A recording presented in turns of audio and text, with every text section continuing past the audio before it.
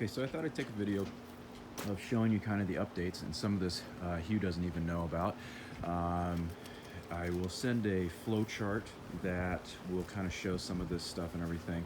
You need to go back and watch Spinach Leaf's life through the chain of the farm and its journey through our farm and everything, and then you'll be able to see kind of where some of this stuff was coming from. A little bit of a background. Hugh and I will somebody left that open. Hugh and I were talking about, so there's the washing area back over there. And so you would come in from the field and you would come over here to the washing area and come in, and it would get weighed, go into the big bubbler over there, into the spinner, and then to the drying rack, and then go into a big clear tote, go into get weighed again, and then go back out here. So what Hugh was asking was, what's going on right next to it? Hey there. As far as the walk-in cooler, what was going on next to the walk-in cooler? Next to the walk-in cooler is this wood shed that we put all of our extra wood. On a farm, there's never anything that is useless. It's just us hasn't found a job yet.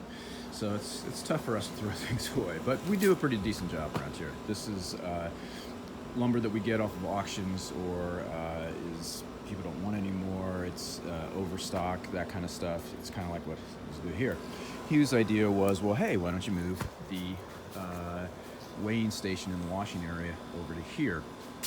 And at first I thought he was absolutely insane, and then of course the more I thought about it was, wait a minute, let's take this one step even further. What if we were just to build this guy out? And that's what we were doing right now, is building this out so that this will all be enclosed. Go up 12 feet up here, come down over on this side, there'll be a door right here.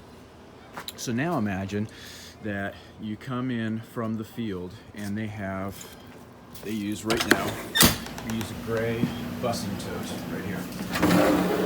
And they fill this up with lettuce, spinach, or whatever the other greens are and stuff. So imagine filling that thing up. You're walking right through here. Here's the doorway. And you go inside here.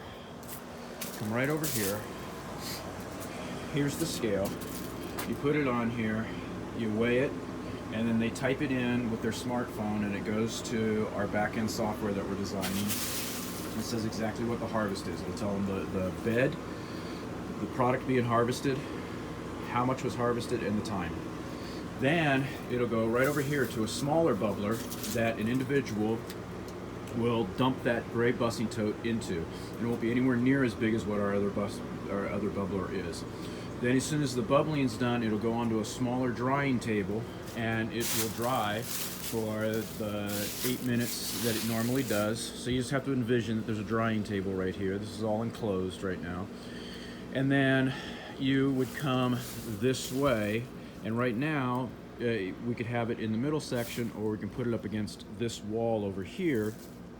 So what ends up happening is, instead of taking off of the drying table and putting it into our gigantic clear totes that you saw that we were packaging with, is we put it back into a gray bussing tote, same size tote. Now we bring that tote over here to one of our farmer pipe trays, holders, and then we package directly from there. So if you can picture that, there would be the holder here with the box and the bags, and everything would already be right here. They would label everything right here. They would bag everything right here, and they would bag it a case at a time. So basically that bussing tote holds just about a case of our product in it. So they would bag it, box it at the same time, and then we would have a small laser printer here that I'm envisioning, and I'll shoot you over a picture of what we're gonna do.